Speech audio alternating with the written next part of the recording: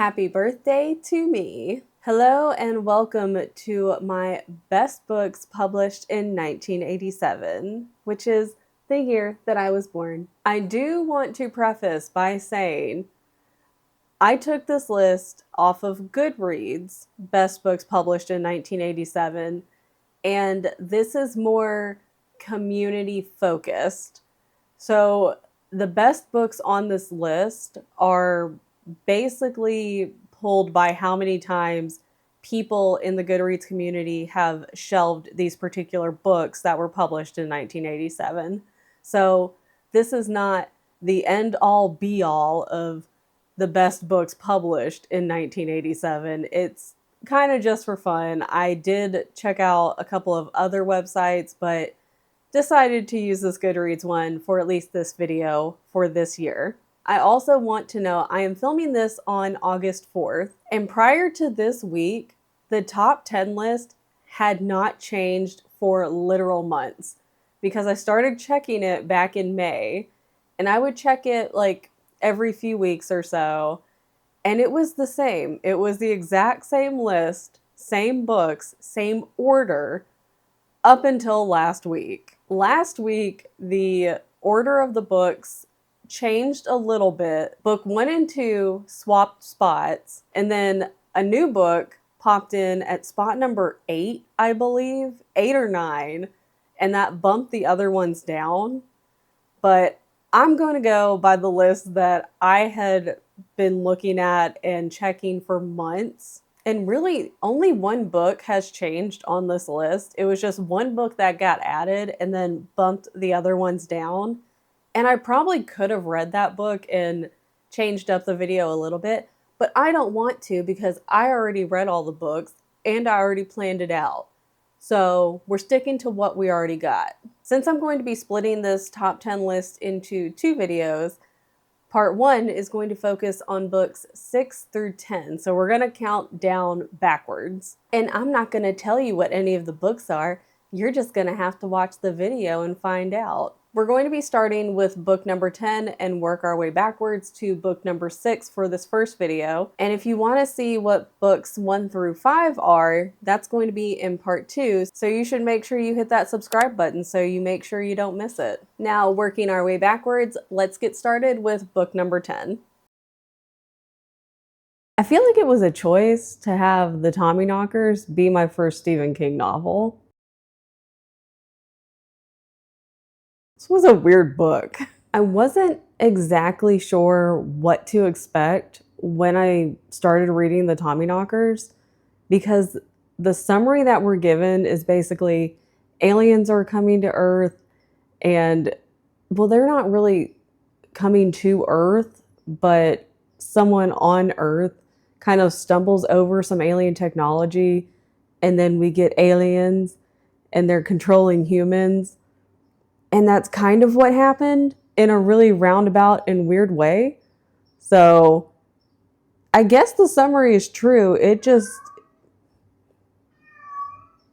My cat agrees. She always has to be the star of the show. Kind of like what's-her-face in the book. For those who have not yet had the pleasure of reading The Tommyknockers, there's kind of 2 main characters. There's a whole cast of characters, but pretty much all of them are dead by the end of the book. So besides an entire cast of characters that all end up dead, we really focus on Bobby and on Gardner.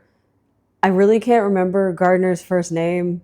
He does this thing where he alternates between using the character's first name, but then also using their last name.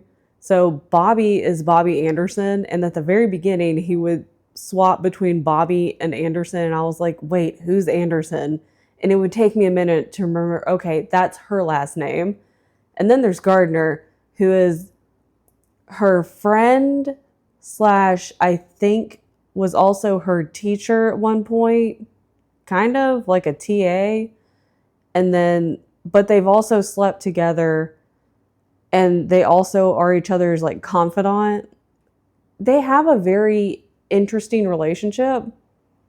And those are our two main characters. So Bobby is the first character that we are introduced to. She lives on a farm that was gifted to her by an uncle in the middle of the town of Haven, Maine. And one day she's out walking on her land with her dog Peter and basically trips over this metal thing in the ground. And at first she's like, okay, that's just like something buried. She thinks it's like a can of beans that maybe someone dropped, and then over time dirt and erosion covered it up. Well, I guess it wouldn't be erosion. Erosion would wash it away. But anyways, so she starts digging, thinking it's a can of beans, and then finds out it's way bigger than that. And she's trying to go through all of these possibilities in her mind. She's like, maybe it's a car, maybe it's a refrigerator or a microwave. And she goes, but why would any of those things be out there? That's really weird. And so she just keeps digging. And as she's trying to dig out this metal thing in the ground, and when she touches the object as she's trying to dig it out of the ground, she gets like this weird vibration in her body. And that's when her brain starts to change. And she just becomes so obsessed and single-minded about needing to dig this thing out of the ground. She doesn't know what it is, but she knows she has to dig it out. We have to unearth this thing. I did learn that, I don't know if it's the most hated book of his, but Stephen King did not like this book. He's said that before in some of the articles that I found. I don't know if it's his least favorite of all of the works that he's done or just one of the least favorites. And this was also right in the middle of him like hella drugged up on everything, which explains so much. After I found that out, I was like, well, this book makes total sense now. I see what happened. As Bobby becomes more obsessed with needing to dig this thing out of the ground, she keeps thinking, I need Gardner. I need Gardner to come here. He needs to help me. And she just needs him not only to support her and help her dig this object out of the ground, but also just as a support, like as in a friend. It just kind of goes off the rails from there, because the whole premise of the book is that aliens are taking over this town of Haven, Maine, but they're taking over psychically in a sense, because the actual aliens are never physically there. Well, no living ones anyway. It's all done via the ship, essentially. It's so bizarre. It sounds weird trying to explain it, but I'm gonna do my best. So as Bobby is starting to dig this object out of the ground more and more, she starts to realize, oh my God, this is a UFO. And it turns out it is a UFO. The aliens that are taking over the town of Maine, they're not doing it in order to be worshipped or to like take over I guess they kind of are trying to take over the earth, but they're just starting in this one little town. And it's all mind control, but they're also giving the people of Haven all of this knowledge. It reminded me a lot of that Indiana Jones movie and like the Crystal Skull. That was a terrible movie. Don't recommend. But in the movie, one of the bad guys finally gets the Crystal Skull at the very end, and when you get it, you can kind of wish for anything you want, and the person's like, I want all the knowledge of the world, but then their head explodes. But that's kind of what happens with this. Nobody's head explodes necessarily from all of the knowledge, but as time goes on and as the UFO gets more unearthed, its power grows and more people are affected. It radiates out further and further in the town. The more people are affected, they gain a lot of knowledge. They start having these actual brilliant ideas. Not just they think it's a good idea, but it's an actual brilliant idea, like Einstein level brilliant. And then they have all this knowledge of how to build things to enhance the town, but really it's enhancing it for the aliens. We find out that the end goal is for the Tommyknockers, the aliens. They're taking over the town and they're going to transform the people of Haven, Maine, and hopefully probably of the entire earth, into Tommyknockers themselves. There's mind control. There's alien transformation, which is really disgusting. There's jelly-like blobs of people. There's tentacles. There's people being used as batteries. There's a lot of battery usage. You know, for a very high-tech society, they rely heavily on batteries. So that was a choice. There's a lot going on in this book. So we have Bobby. She is, digging out the UFO in her backyard, the casual backyard UFO.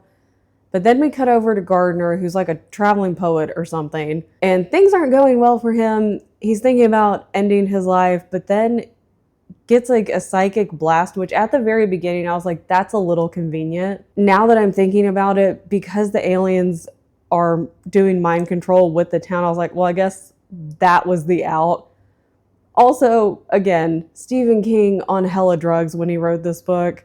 So we're just gonna take reality of this town at face value. He gets this weird kind of psychic sensation of like, Bobby needs my help. So Gardner hitchhikes all the way to Bobby's house. He's like states away and gets there, and he notices something's wrong because she's physically changed. She's lost a lot of weight. She's kind of looking like a skeleton because she just is so intent on digging this UFO out of the ground. She's not taking breaks, or she's taking minimal breaks, but she's pushing her body past its limit. Gardner doesn't really know what's going on, but he agrees to help her. After that, then we cut to the town, and there's a lot of characters that we get introduced to very quickly. Again, everybody's dead by the end of the book. So on the one hand, I'm like, was there a point in introducing us to all these people?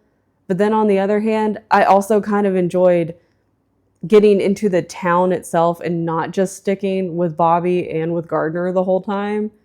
Because that way we could see the transformation of the town too, and how it affects each person. It just gets worse and worse and worse throughout the book. We also go way outside the town because there's reporters that get brought into the character group, and then other police officers, which those are kind of adjacent to a character in the town, so I guess I could see that. So many characters. We actually get quite a big section in the middle of the book about the town, folks directly outside of Haven, because as Haven gets more and more under the mind control of the Tommyknockers, it starts to push out and start affecting some of the towns right outside of Haven, Maine as well. So the aliens, they're just trying to get everybody they can, trying to get as many people and turn them into Tommyknockers as humanly possible. Well, not humanly, because they won't be human any longer. The transformation into a Tommyknocker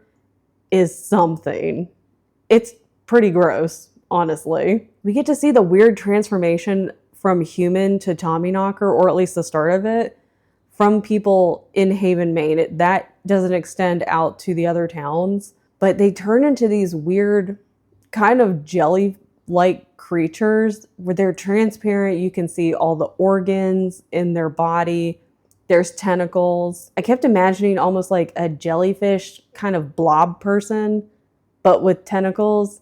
It's whatever you're picturing in your mind, probably close enough. And yes, it is that weird. Gardner is never under the mind control of the Tommyknockers, who, as they progress, they start to be able to communicate just with their minds. They don't need to speak aloud any longer. So they're communicating with each other as kind of a giant hive. They're one giant hive mind, but they can psychically communicate to each other in their brains. But Gardner is never affected.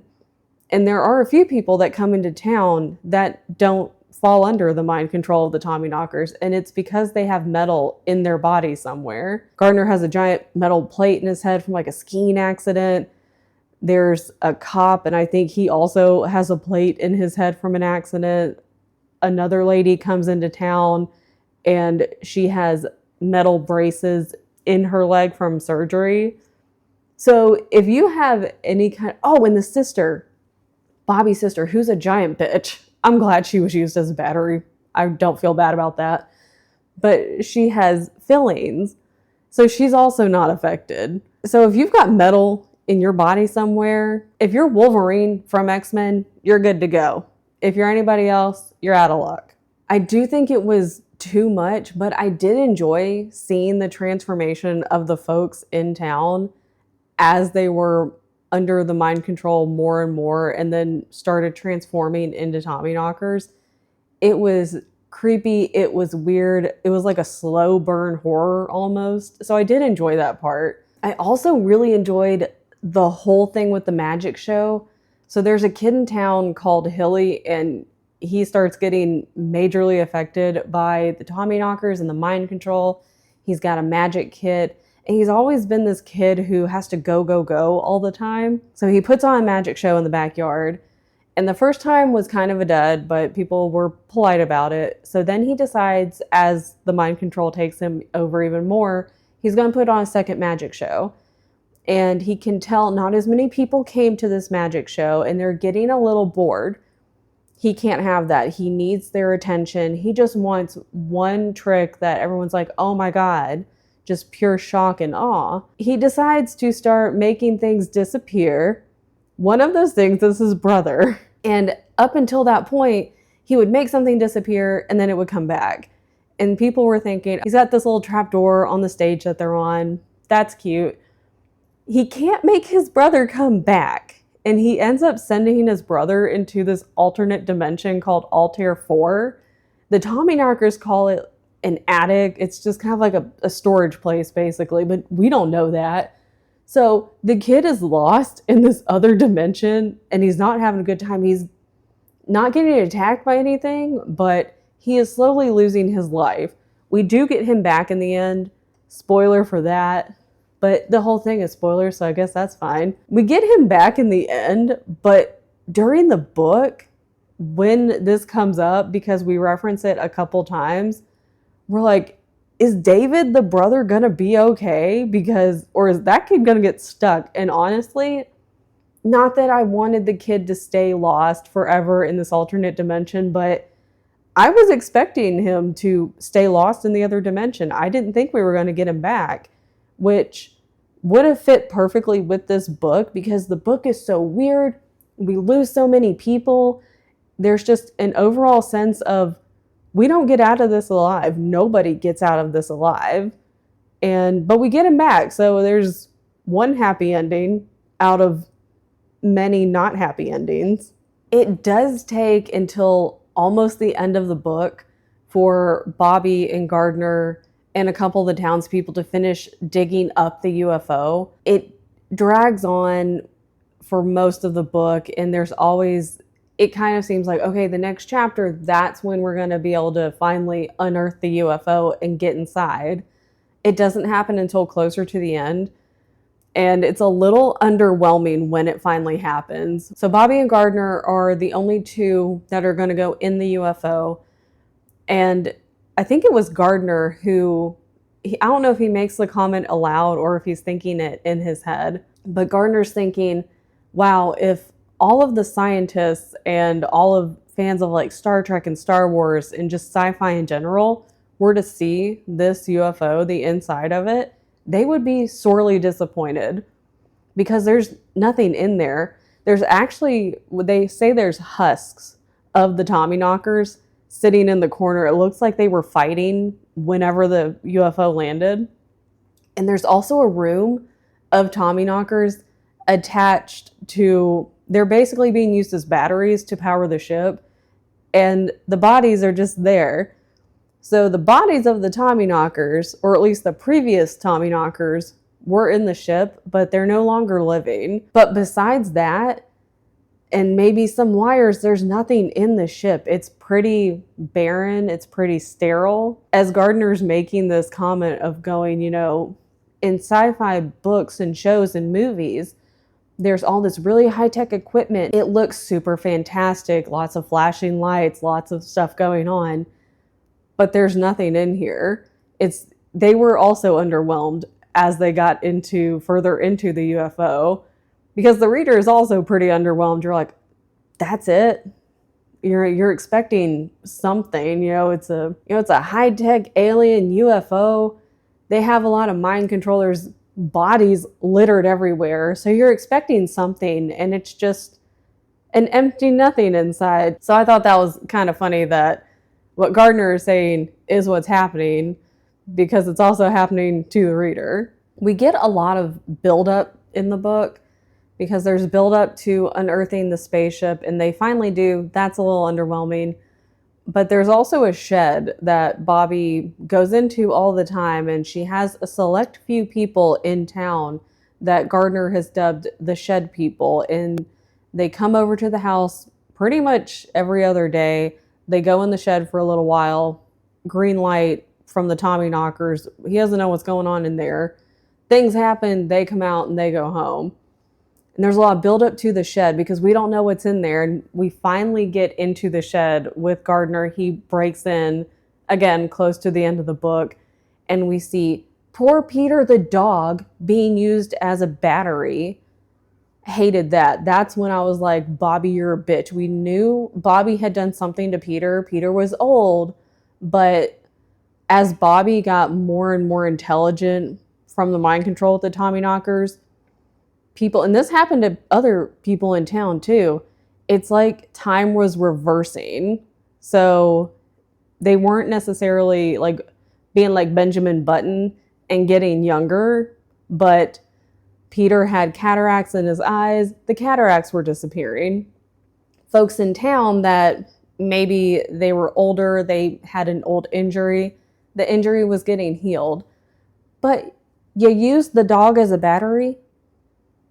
Girl, we knew she had done some shady shit, but I didn't know how bad it was. Hilly's grandfather is being used as a battery. The sister's being used as a battery. The sister's a bitch, so I didn't really feel bad about that one. But we finally get to see what's in the shed. There's a very slow buildup of the town turning into Tommyknockers. And when they finally reach, I don't think it's the very last stage, but it feels like a couple stages before, because they're still in their weird jellyfish form, but you see more features of the Tommyknockers start to come out. That's when the book just starts on its downward trend of being done. It turns out that the Tommyknockers, as they're starting to mind control the town, they're also changing the atmosphere and the air of the town. So folks who come into town, noses are bleeding, like they start bleeding from the eyes and the ears. Anywhere you could bleed from, let's just say that we're bleeding. And yes, it is that gross. But it's changing the air of the town. And as the people are changing and the air is changing, it's like the Tommyknockers are trying to create a new planet and a new place for them. So the air is also going out towards the other town. And as this is happening, like policemen, reporters that we meet every so often, they're like, oh my God, the air's toxic. It must be like something from a nuclear plant. There's a lot of nuclear plants being built and all that kind of stuff happening. So people are naturally thinking, okay, nuclear plant, something, you know, there's a leak and that's what's affecting this town. How are we going to handle it? If only it was a leak from a nuclear plant. Try an interstellar leak. I don't know how you counter that. Neither does the town, because everyone ends up dying. But we end with this massive fire, and then Gardner is able to get back into the UFO, and he drives it out of town. He drives it up through the atmosphere into space. He ends up dying. That's kind of what we're led to believe, is he's bleeding out on the floor of the UFO. There are some people in the town that are saved for now, but when the rescue folks finally get these people out of town, there's like 80, I think, and just they start dropping like flies. So we're left with no one by the end of the book. People still don't know what's going on. Everyone's dead. It was a wild ride. It was a time. I do think there was a lot in the middle, especially with the townspeople and how they're trying to keep their secret safe. They don't want people coming in. They're trying to keep people out. Oh my God, they build like guard robots, but they're using stuff like vacuums and a Coke machine. That just took it to a whole nother level. I thought that was hysterical. There was a lot as the town is trying to figure out how to amplify the Tommyknockers' mind control and to do more and more. There was a whole bunch in the middle where the townspeople are trying to invent more things and they're fully embracing the mind control of the Tommyknockers. A lot of that could have been left out. And I do wish we had gotten more of the Tommyknockers themselves. I wish we had gotten a little deeper into who the Tommyknockers are, because even then, I think it was Gardner who's asking he's asking Bobby, but Bobby is the first one hit. So she is the most Tommyknocker-like, and she's fully embraced it, and they've completely taken over. There's just like the tiniest little bit of her left in her brain. 99% of her is Tommyknocker, both mentally and physically, by the end of the book. And when he asks, he's like, who are you guys? Like, what are you guys? And they're just inventors. They're like, we're not a race. We're not necessarily a people. We're just inventors. Which was also a really interesting take, because when you think alien takeover or alien invasion, just aliens in a book, you're like, all right, they want to come down here. They want to take over our planet. For some reason, our planet was in the way and we're the ones that got to take the heat. Maybe the aliens are having a bad day and unfortunately, Earth is in the path of the war zone. They're just inventors. It's kind of nice because it reminds me of the bad guys who, they're just bad guys just because. They don't really have a reason. They're bad just to be bad. And sometimes that's enough. But I do wish we had gotten more of the Tommyknockers, that we could have seen more of how they were trying to transform the town, because we start to see how they're transforming the town to be conducive for Tommyknockers to live and thrive, keep inventing, and then spread it out to other towns. But as soon as that starts happening, that's when it all blows up, literally, and everyone starts dying. So that was a bit disappointing because we don't get to see fully what the Tommyknockers can do. And I do think they would have tried to take over the other towns and then take over the entire state of Maine, the US, and then Earth, just go from state to state, country to country. But we don't get to see that. It's good that Gardner stopped them, because otherwise they would have taken over the whole planet. But we don't get a whole lot of Bobby and Gardner. Well, we really don't get a lot of Bobby after the first part of the book, because even though it starts with her, and then we jump to Gardner, and then we jump to the townspeople, we rarely get just Bobby again on her own. We get a lot of Gardner. It kind of swaps from Bobby being the main character, and then Gardner's kind of the main character that we're following by the end, because he's the only one not affected. So I guess that makes sense. Because if we were following Bobby, we would be following a Tommyknocker. But also, that would be kind of interesting to see how her mind shifted, and how at first she's like, what is this? She's got, she still has her mind. But then at the end of the book, to see the point of view from a Tommyknocker, just a thought. I did catch the reference to it in the book. It was extremely obvious. You would have to essentially not know who Stephen King is or know anything about any popular culture related to Stephen King to miss it. This, I don't have anything else to compare it to. This was my first Stephen King. I know about some of his other works, but I haven't read any of his other stuff. So I don't have anything to compare it to. Tien says he has read this, but it's been a really long time. He remembers it just being really weird. And it's also not his favorite. He's got some other ones that he could compare it to, so he could kind of figure out where it would land for him. For me, at the end of it, I was like, it was fine. It was really weird, but I gave it a 3. Because again, I don't have anything to compare it against. I know it's not the best representation of his body of work. I guess I'll have other things to compare it to as we go because, you know, in this list, there's 2 other Stephen King books that I'm still gonna read. So that's the Tommyknockers. A very wild choice for your first Stephen King book. If you haven't read any Stephen King before and you want to, don't start with this one. It's a weird time. If you just take it for what it is and just accept that you were going on some kind of ride and it's gonna be a weird time, go for it. But I don't recommend this to be your first Stephen King book. I still say give it a chance. It's weird. It's long.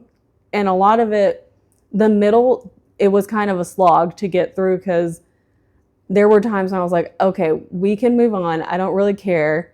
I don't really need to know what all of these different townspeople are doing. Let's get back to what's happening like in the shed, what's happening with Gardner. If I had no knowledge of Stephen King, if I didn't know who he was, if I hadn't heard about any of his work, this still wouldn't put me off from reading any other works of his. I might think the rest of his stuff was this weird, but I would still be willing to give it a try. So I think that's still pretty good ending, you know? What a choice for your first Stephen King book, though, truly.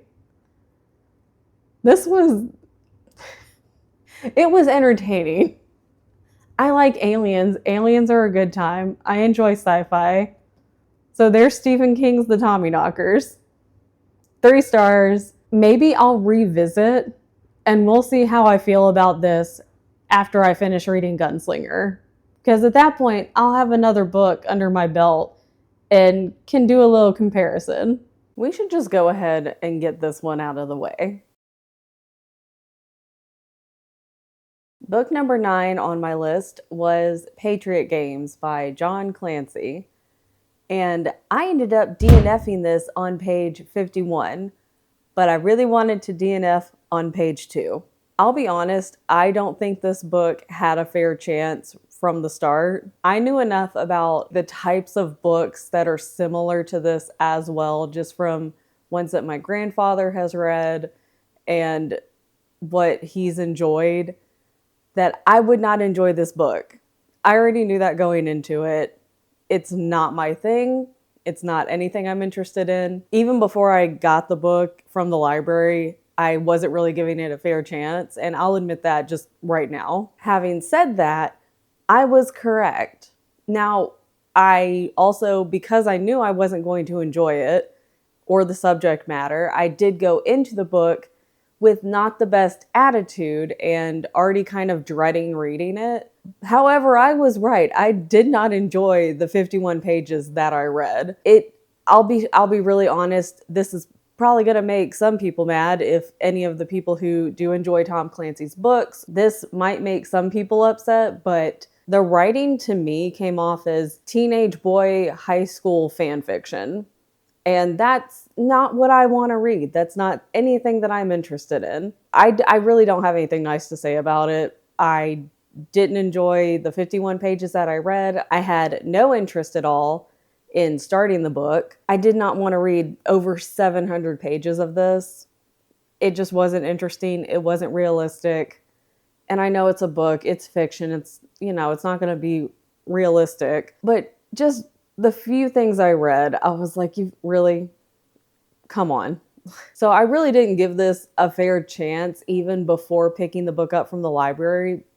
But even if I had gone into it, I feel like with an open mind, thinking, okay, the type of content the book is about, not really my thing, but I'll try to give it a fair shot. It couldn't hold my attention. I didn't care. The things that were happening right at the beginning of the book, some of the things the characters were doing made no sense. I was like, why are you involving yourself in this? Why did you do these actions? It didn't make any sense. The interactions between other characters, I was like, what is this? It really does read like teenage boy high school fan fiction, and that's why I DNF. So this was supposed to be book number 9, and I truly can see how this would be a popular book for a large population of people. However, I am not a part of that population of people. So if you enjoyed this, that's fine. This is not for me. This is a DNF, and I won't be giving this a second try. I won't be giving anything like this another try. I'm just there. I have no interest in it whatsoever. Wasn't expecting to get a DNF. I saw this on the Goodreads list and figured it would be a hard sell. I expected to have trouble with it. I was like, I'm not going to be really into the book. I'm probably not going to enjoy it, but I thought that I could probably at least get through the book. And originally I was going to give it 100 pages before DNFing, and I couldn't even make it that far. So wasn't expecting a DNF, but we got one. Book number 8, Mort. You can't see it though because it's covered up with this piece of paper. But trust, it says Mort. Look. Wait. No, you can't see it on here either. Okay, trust me though. This is Mort by Terry Pratchett. There we go. Proof. Mort coming in at number 8. This was really fun. This is my first Terry Pratchett book and the first Discworld series book that I've ever read. And I looked it up. There are 41 novels in the Discworld series. That's a lot. So this one is number 4. Is it number 4? This one is number 4 in the entire Discworld series and the first one in the Death sub-series of the Discworld series. How many times can I say series? Let's not find out. This was a good time. It was interesting because when I started it, I was like, all right, what I typically do is I'll go, okay, I'll read to chapter whatever, or I want to read to page 100, so I'll try to find the chapter closest to it. This has no chapters. You just read the book, which was interesting to me. I've never had a book that didn't have chapters, and I don't know if all of the Discworld series are like this, or if even all of Terry Pratchett's books are like this. It has like spaces where it stops, and it's kind of like a chapter break almost in those little moments. No chapters was a first for me. So Mort is about a young man named Mort, and he's kind of a weird kid. Like, he's not like all the other kids. His parents are a little concerned about him, but that's what makes him fun. So him and all the other boys in his village, they are going to be apprentices. They need to go get apprenticed by somebody, because if they don't have a family business they're going to take over, or like marry into a family business, they got to go to work somewhere. So Mort goes into town on the day where all the other boys are going, and they stand around waiting for someone to come up and be like, you're going to be my apprentice, let's go. Except Mort doesn't have that happen. No one picks him. And him and his dad are just waiting around the entire day. And right before they start to pack up, it's like midnight at this point. Here comes death. Except the dad can't tell that it's death, but Mort can. Every time somebody in the book comes into contact with Death, the character, and it's not their time to die, they basically get hit with this glamour, and they can't tell that it's death. They don't really know what they're seeing. Their mind's kind of playing a trick on them. Mort can see death. Mort can interact with death, and obviously because he's the apprentice. But everyone else can't really tell, and they're not really sure like what just happened if they're interacting with death. So that was kind of fun to watch. Over the book, Mort takes on more responsibilities of death. So when someone's hourglass is running out because they use the hourglass with the sands, then Mort's got to go get them. He's got to usher them into either their next life or into, I guess, the ghost realm, wherever they're supposed to go. That's another thing. It's not necessarily like they're going to hell or they're going to heaven or they're going to this specific afterlife, because we do run into a character who they believe in reincarnation. So that person gets born back into a baby, and they just get ushered into whatever afterlife they're supposed to go to. As Mort takes on more responsibilities, he also starts acting more like Death, because the way Death speaks in this book isn't just like a regular speaking voice. It's kind of, I envisioned it as hearing it in your head. He's not speaking aloud. And you do see more morph into that kind of speaking throughout the book. It's really interesting because you also get to see Death as he goes, all right, you're the apprentice, go and do. Death also gets to kind of learn, well, what do people do? What do humans do to have fun and to enjoy life? Because he's never been able to do that. So Death starts doing more human things and starts behaving more like a human, and you also see that reflected in the way he speaks. It was just a really fun book, and it didn't end how I thought it was going to end either. Once we hit the second half, like roughly the second half of the book, it started going in a direction I wasn't expecting, which was really fun because, you know, sometimes it's fun to be able to go, okay, I see where the book's going. I can maybe predict how it's going to end, but it's more fun if you don't know. It's more fun if you end up going, I didn't see that coming. So that way you can't predict how a character is going to turn out or predict how the ending is going to turn out. I've saved a bunch of Reddit threads where people give like what their favorite series are or their favorite epic series, and Discworld has come up so many times. It's been on my list recently because I hadn't heard of it up until like maybe a few months ago, and 41 books is a lot. I don't think I'll take that on anytime soon because I've already given myself a lot of books for the year. And also, where the fuck am I gonna find all 41? But that's a problem for future Kristin, not for present Kristin. She can deal with that later. But it was really fun, and I do want to get back into the series. There are so many different ways that you can read this. I think I might tackle it in the future in like a publication order, which sometimes people scream about not doing that on Reddit, but I can do what I want to. This was book number 8 though. It was a really good time, and I see why the Discworld series is so popular. I see why Mort is so popular, because I know this is one that when you mention Discworld, this is one that they immediately talk about. This is one of their favorites, and I can see why.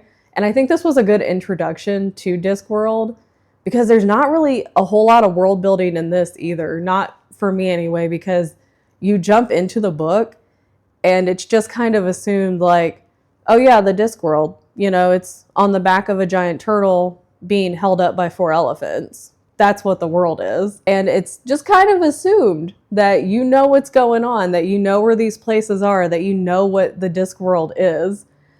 And it was fun to just, you know, suspend my belief and just go along with the ride instead of going, all right, but what is that? Like, where is the Discworld? Wait, I don't know where that city is. What are you talking about? Just jump into it. Go along with the ride. You'll have way more fun. But that was book number 8, Mort. And I can't wait to read more of Discworld. That might be something that maybe I tackle in this upcoming year. There's a lot of big, epic fantasy series that I've come across, and either I've started like this one or that I've read about and sound really interesting. And every time I'm like, all right, this year it ain't gonna happen because I got too much. But maybe next year might be the year of the really big books and the really big book series. I'm gonna be for real. I don't feel like doing anything today. It's super rainy. I want to do what Beyonce's doing. She's napping. Bo's also napping. You just can't see him. This one's also kind of weird, to be completely honest. So book number 7 is actually The Drawing of the Three by Stephen King, and that's the second book in the Dark Tower series. But because that's the second book and I haven't read the first one, I wasn't going to read the second book in a series without reading the first. That just wouldn't make any sense. My first Stephen King book was confusing enough. If I just jump into a series with book 2, guaranteed to be absolutely confused. So I read the first one in the series, which was The Gunslinger. To be fair, this one was also kind of confusing. So I'm really starting off strong with my Stephen King books. I have the windows open, so I'm hoping that no police cars or ambulances go by while I'm filming this. I could close the windows, but it's raining and it's nice outside. And that has nothing to do with this book. Moving on. It took Stephen King 22 years to finish this series. There are 7 books total, I believe, and the first one, which is The Gunslinger, was produced in 1982. The one that is on my list, that was on the top 10 list that I have, is The Drawing of the Three, which is 1987. And then the very last one was produced in 2004. There are 2 novellas in there, one of which was written in like 2012, but I'm not including those.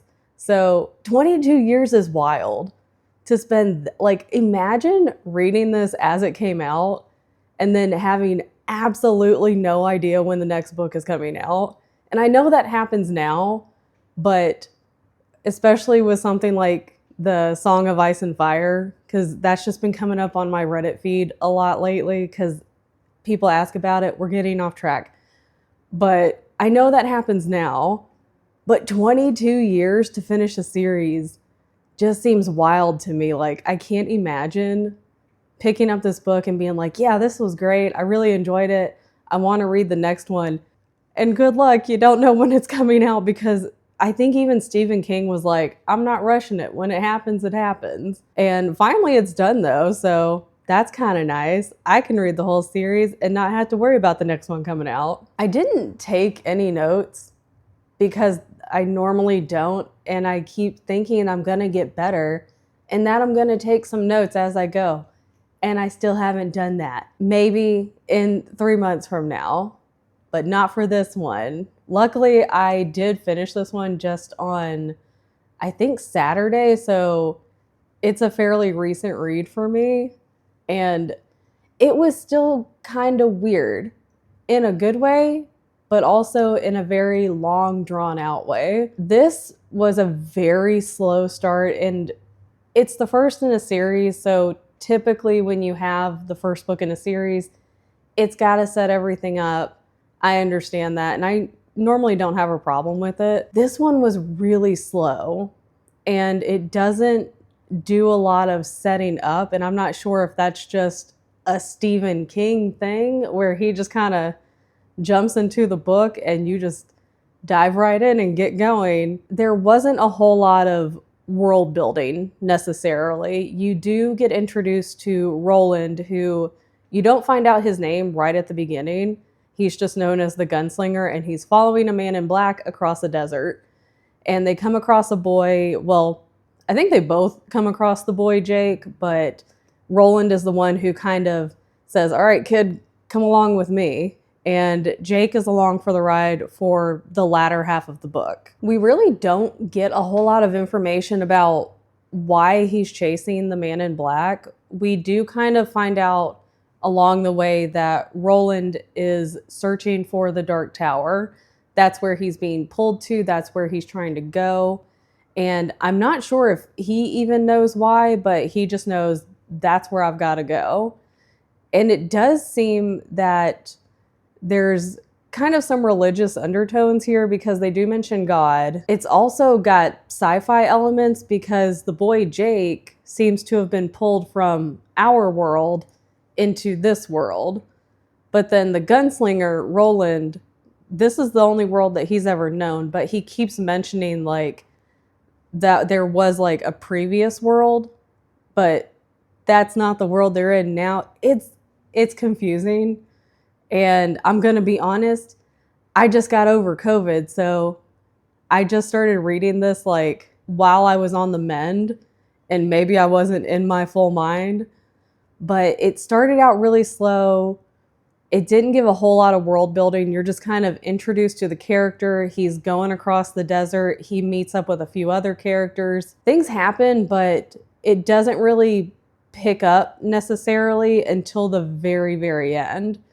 And honestly, that was enough for me to want to continue the series because it starts out so slow. It was dragging a bit. And I was like, all right, you're going to have to do something to really pull me back in, because right now it's hard for me to kind of stay focused on what we're doing. I wanted to keep reading. It was pulling me back in just enough for me to go, okay, well, what's going to happen next? All right, is he going to catch up to the man in black? Who's this kid? Like, what does the kid have to do with anything? So it kept me wanting to read, but the very end is where I was going, okay, yeah, I do want to continue the series. And luckily, I don't have to wait 22 years. Look how cute he is. Oh, he's so tired. Look at his little foot. I just needed everybody to see. Okay, back to the book. I just needed everybody to see how cute Bo was.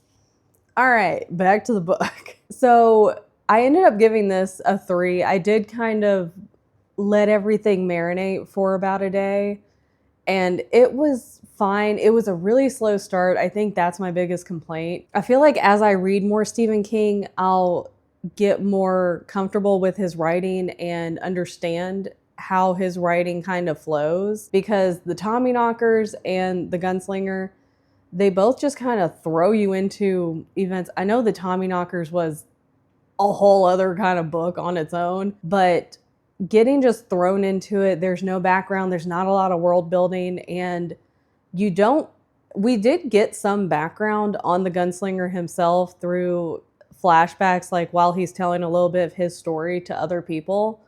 But I think my biggest complaint is a really, really slow start, but I'm interested enough to keep going. So I gave it a 3. Nothing too crazy. It was fine. I do want to know more about what the Dark Tower is, why we're going there, why is he called a gunslinger, because we get enough background from his childhood to see how he gets that title, but I still don't really know what that means. I'm like, what is it though? Why are you a gunslinger? What does that have to do with anything? So this was pretty good. So not bad for number 7. Well, I guess not technically number 7, the drawing of the 3, which maybe the series gets better with time. I'm sure, like, typically the first book in a series sets everything up, and then the second book is a little bit better. So I'll just assume the second one holds its place strong at place number 7 in this list. Book number 6 on my Goodreads list is Fried Green Tomatoes at the Whistle Stop Cafe by Fanny Flagg. And this was another one I did not enjoy. I really didn't know what this book was about when I picked it up. I had heard of it plenty of times. I think there's also a movie. I've never seen it. But after reading the summary, and especially after reading the book, it is more of like a literary fiction, coming of age type of story. So you have 2 main characters in the present of 1985. There is a older woman in her 80s, and I don't think it's a nursing home. I think it's like an assisted living sort of place, and like she's visiting a friend, something like that. So she's at kind of like an old folks home. She's not there to stay, but she's come to visit her friend and to just kind of be an emotional support for her friend. And then there's a younger woman in her 40s, and she's been going to this place with her husband to visit her mother-in-law. And they end up talking, and the older woman is telling the younger woman her life story about growing up in Whistle Stop, Alabama. And then we do a lot of flashbacks to about mid-1920s to, I believe they go up until like the mid-1960s. The story that we're following from the older woman is about her sister-in-law and all of her sister-in-law's family, and mostly following her sister-in-law and the woman that the sister-in-law is in love with throughout this past period of time. I'll try to use names. Honestly, I finished this not that long ago, just a few days ago and I've already forgotten all of the names because there are so many damn characters in this book. I don't like literary fiction. When you get to part 2 of this, which has books 1 through 5 on this list, there is another book, another literary fiction book. And I also don't have great things to say about that one. Literary fiction is not my thing. It's not for me. Overall, I don't like it. If it's for you, that's fantastic. But this is my booktube channel and these are my opinions. And I don't like literary fiction. This book was just, it was something else. The 2 characters that are, being spoken about and having the story told about them, Ruth and, what is her name? Idgi? I forget her actual name, but like everyone calls her, I kept saying in my head, Idgi. It's Idgie, and it's a very interesting nickname for this character. These 2 characters are in love with each other. The whole town, this is not a big town. This is a very small town in Alabama. A lot of the time spent in the past story is like the 1920s, 30s, 40s. So you have these 2 women who are in love with each other. The whole town knows, and they're fine with it. And that to me right away, I was like, that makes no damn sense. The fact that you have 2 women in the 1920s, 30s, 40s in this very small town deep into Alabama who are in love with each other. And the book never outright says that these 2 characters are going to be in a relationship together and they're going to, exclaim their love to the world. But through the writing, you can tell. Because all the characters in town, they also can tell. But all of the people in the town are okay with that. That is truly a work of fiction. It shouldn't be, but it is. I know enough about these types of small towns and these areas in the South. I was like, 100% that ain't true. Because they do so much, though, with being like, look, everyone's okay with these 2 women who love each other, as they fucking should be. Ain't nothing fucking wrong with it. The book does a lot to bring attention to it and to show that, like, you can love who you want to. And the town being like, yeah, they love each other. We're fine with it. They let them be. Let them, have their relationship and grow together. They love each other. There's nothing wrong with it.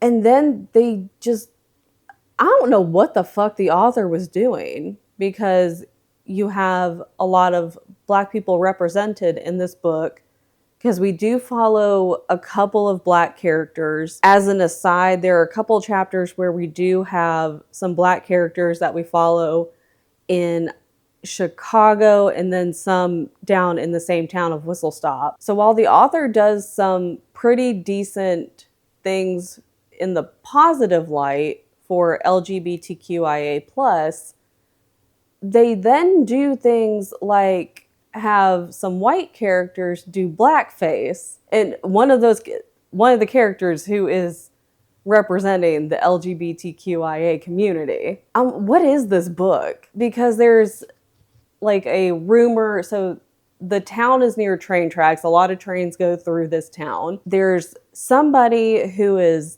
jumping on these trains and like throwing food and supplies off the trains for a Black community that's right next door to Whistle Stop. They live just a town over. And I think he's like the sheriff.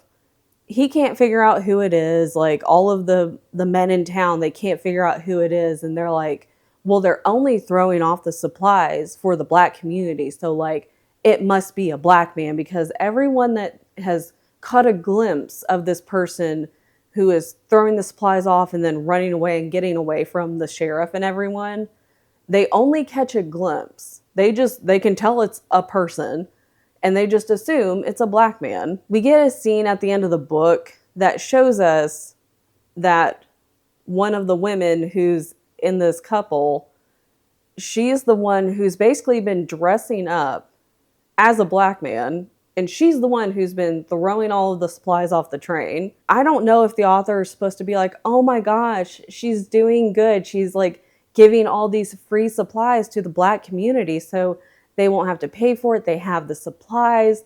Like she's trying to help them out, like a white savior kind of thing. But I'm like, but she's literally dressing up as a Black man because she paints her face. She does blackface. And it dresses in like men's clothes, whatever, but does blackface because in the scene, the sink is dirty because like I think she's taken charcoal or something to paint her face with. And as soon as I read that, I was like, okay, I understand where we're going, but what the fuck? Because let's be real. This was during this whole time when they couldn't figure out like, oh, who's doing it? It's still in like the 1920s, 30s, 40s. And I'm going, okay, be for real though, because all it takes is for one of these white men to just go to point at one of these Black men in the community and say, you know what? That guy has the same like height, same build as the person that we've been seeing jumping off the train. It's probably him. And, you know, of course he's going to say it wasn't me because he doesn't want to get caught. I don't know if the author was expecting the audience to be like, oh my gosh, it was her all along. That's so crazy. Such a funny little trick. Because that's not where I went with it. Maybe that's what a lot of people thought in 1987, but that's not where I went with it. I think I ended up giving this a 2.5. I did not enjoy this book. Like, I kept reading it. There were a couple times where I did get kind of sucked into the story, but it was more of the present day story of what was happening because we go back and forth between the 1985 with the older woman and the 40-year-old woman who's getting the story told to her about the 1920s, 30s, 40s timeline. So we're jumping back and forth a lot. I can see how a lot of people would enjoy this book. I can see how a lot of people would enjoy the movie. But my final thoughts were, what did I just read? A lot of these are reasons why I never want to move back home. Let's just put it that way. I really didn't enjoy this. I didn't really know what to expect when I got it from the library. I didn't know really the summary until I read it after I picked it up. I probably should have expected some of this, but I had no idea going into it what this book was about. And I know there is a sequel. I know this author has written quite a few other books, just in general. I don't think I'll be reading any of the other ones. I definitely won't be reading the sequel. I have no interest. That's my final thoughts on this. And I'm glad it's done. So that wraps up part 1 of the best books published in 1987. I'm going to put the list on the screen here. Let me know down below if you've read any of these. Make sure you subscribe for part 2 because we're not done with the Stephen King books. We still have one more to go. That's just a little surprise. I thought about trolling myself and wearing another green shirt because apparently that's the only color I own. But I don't. And I also filmed those on different days. You probably don't believe me, but I did. But thank you for joining me. Make sure you subscribe for part 2 that is coming out next week. And I will see you guys in the next one. Bye.